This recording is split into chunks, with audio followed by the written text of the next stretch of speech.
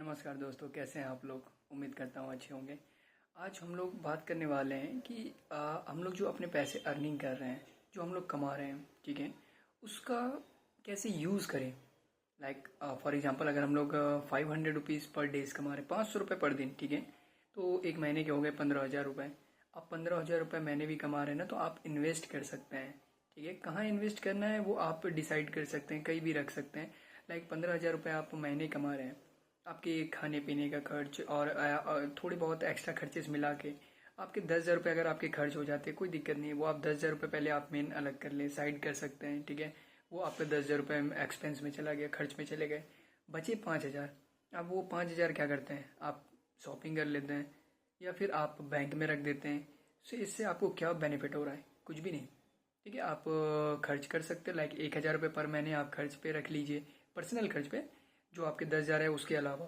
ठीक है, बचे 4,000 रुपये, 2,000 रुपये आप पर्सनल सेविंग्स में रखें, सेविंग अकाउंट में, जहाँ पे आपके पास लिक्विडिटी हो, जब चाहें तब निकाल सकते हैं।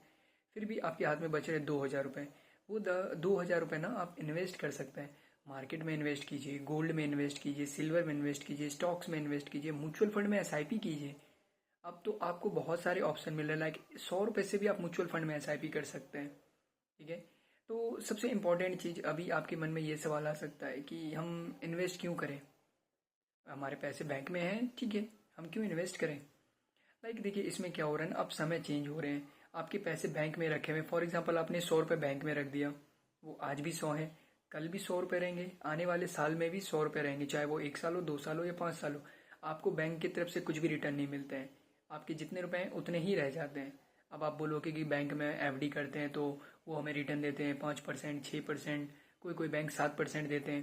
ठीक है, तो ये रिटर्न दे तो रही है बैंक, लेकिन आप FD करते हैं तो, और FD में आपका 5%, 6% या मैक्सिमम 7% जाता है। ठीक है, तो आप अभी इन्फ्लेशन चल रहा है 5 पॉइंट पे चल रहा है, 6% पे चल रहा है, या 7% पे, कभी कभी 8 पे भी चला जाता है। ठीक है, तो आपका अगर 8% से आपका इन्फ्लेशन चल रहा है, महंगाई चल रही है, 8% से ग्रो हो रही है, तो 1 साल के बाद भी आपके पास 108 रुपये के होते हैं, लेकिन आपका बैंक में सेविंग अकाउंट में रखे रुके पैसे वो कम हो रहे हैं। ठीक है, वो ग्रो नहीं हो रहे, आपके कम हो रहे वैल्यू। जो चीज़ें आज 100 में मिल रही हैं, क्या वो आपको मिल रहे हैं 100 में 1 साल बाद, 2 साल बाद 100 रुपये में मिलेंगे? बिल्कुल नहीं। ठीक है, तो इसलिए मैंने बोला कि अगर आप 500 रुपये पर डे कमा रहे हैं, पर दिन के, आपके महीने के 15,000 हो गए, आप 10,000 एक्स्ट्रा खर्च में कर लिए, 1,000 पर्सनल खर्च पे कहीं पे रख रहे हैं, 2,000 रुपये आप सेविंग अकाउंट में रख रहे हैं लिक्विडिटी के लिए, कभी जरूरत आएंगी, आपके पास बचे 2,000 रुपये। उस 2,000 का आप यूज़ कीजिए, कहीं पे इन्वेस्ट कीजिए। उससे क्या होता है ना, आपके पास रिस्क रहते हैं। बैंक में रखे रखे पैसे कुछ भी रिस्क नहीं है, लेकिन वो ग्रो भी नहीं हो रहे, उल्टा कम हो रहे हैं उनकी वैल्यू। लेकिन वो 2,000 रुपये आप किसी स्टॉक्स में इन्वेस्ट कर रहे हैं, किसी कंपनी के शेयर्स बाय कर रहे हैं, किसी म्यूचुअल फंड में SIP कर रहे हैं, ठीक है, गोल्ड में, सिल्वर में, कहीं पे इन्वेस्ट कर रहे हैं, तो वो टाइम के साथ आपका ग्रो हो रहा है। ठीक है, मार्केट इतने अच्छे ग्रो हो रहे हैं, अपने इंडिया के मार्केट ग्रो हो रहे हैं, तो उस पर जो है ना, आपके पैसे ग्रो हो रहे हैं, साथ साथ आपके पैसे प्रॉफिट हो रहे हैं। ठीक है, तो आप उस चीज़ के ऊपर इन्वेस्ट कीजिए, किसी भी चीज़ में इन्वेस्ट कीजिए। आपको इन्वेस्ट करने के लिए काफ़ी सारे वीडियोस मिल जाएंगे, आप वो देख सकते हैं, मार्केट के बारे में जान सकते हैं, कहाँ इन्वेस्ट करें, कैसे इन्वेस्ट करें, सब कुछ मिलेंगे। मेरा काम तो सिर्फ ये बताना कि आप इन्वेस्ट कीजिए। उससे क्या होता है ना, आपके जो पैसे हैं वो समय के साथ ग्रो हो रहे हैं, उस पर थोड़ा सा चेंजेस आ रहे हैं, वो बढ़ रहे हैं। कम होने के भी चांसेस, आप 100 रुपये इन्वेस्ट करें तो वो 80 भी हो सकते हैं, 50 भी हो सकते हैं।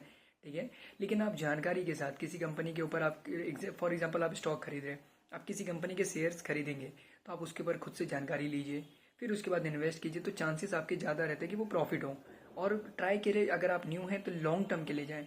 ठीक है, शॉर्ट टर्म में नहीं कि आज इन्वेस्ट किया 100 रुपये, मुझे आज ही वो 10,000 रुपये हो जाए, ऐसा कभी नहीं हो सकता है। ठीक है, 100 के 500 भी नहीं हो सकते, वो पूरा रिस्क रहता है। ठीक है, आपको एक दिन में 5 गुना रिटर्न कौन देगा, कोई नहीं देता है। तो इसलिए जानकारी के साथ इन्वेस्ट कीजिए, लॉन्ग टर्म में इन्वेस्ट कीजिए, थोड़ा पेशेंस रखिए। आप वो पैसे बैंक में रख रहे हैं जहाँ पे कुछ भी आपको नहीं मिल रहा है, तो वही आप थोड़ा थोड़ा थोड़ा इन्वेस्ट कीजिए लॉन्ग टर्म के लिए। तो इससे क्या होता है ना, आपको टाइम के साथ उस पर रिटर्न मिलते हैं, और अच्छे रिटर्न मिलते हैं। ठीक है, तो अपने पैसे का यूज़ कीजिए। और इसके ऊपर और भी बातें करेंगे, बहुत चीज़ें हैं, लेकिन ये बेसिक है कि आप जरूर ट्राई कीजिए, इन्वेस्टिंग की तरफ देखिए, पैसे को इन्वेस्ट कीजिए। बहुत सारे प्लेटफॉर्म है, आपको घर बैठे ट्रेड करें। पहले तो बहुत बैंक जाना पड़ता था, लाइन लगाने पड़ते थे, स्टॉक्स बाय करो, म्यूचुअल फंड या कुछ भी। अब तो घर पे हो रहे हैं, गवर्नमेंट रजिस्टर्ड ऐप है, बहुत सारे सेबी रजिस्टर्ड ऐप हैं, आप उस पर देखिए, ट्राई कीजिए और इन्वेस्टिंग स्टार्ट कीजिए। आगे अच्छा रिटर्न मिले, उम्मीद करता हूँ आप लोग भी ग्रो करें साथ साथ।